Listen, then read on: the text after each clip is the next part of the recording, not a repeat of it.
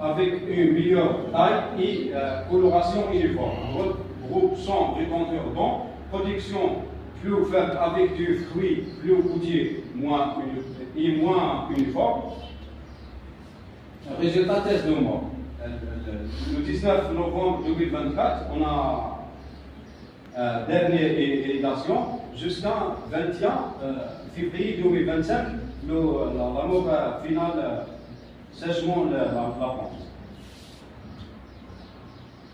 Le résultat exprimé démontrant que la plante se met au mois de novembre pour survivre sans apport hydrique jusqu'au mois de janvier.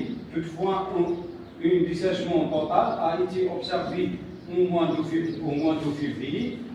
Il est possible de conclure que le polyacrylate de potassium présentait une capacité de rétention d'eau permettant d'assurer les besoins hydriques de la plante pendant une période maximale de 2 mois, ce qui peut représenter une durée significative dans le cadre de la gestion durable de ressources en eau.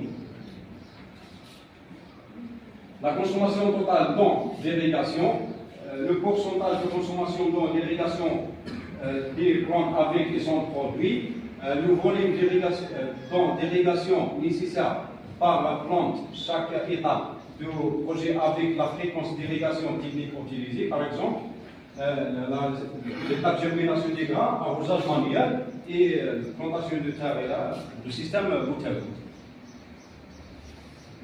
La quantité d'eau consommée a été mesurée afin de l'efficacité de la rétention d'eau. D'après les résultats obtenus, on remarque que le groupe du plant avec rétenteur d'eau, une irrigation tous les 4 semaines a suffi pour maintenir l'humidité du sol à un niveau optimal avec un volume minimal par rapport au groupe sans rétenteur de 45% de consommation d'eau, d'irrigation totale, le groupe sans rétenteur d'eau, l'irrigation tous les 12 semaines a été nécessaire pour éviter un stress hydrique excessif et avec un volume maximal 55%, consommation d'eau d'irrigation totale.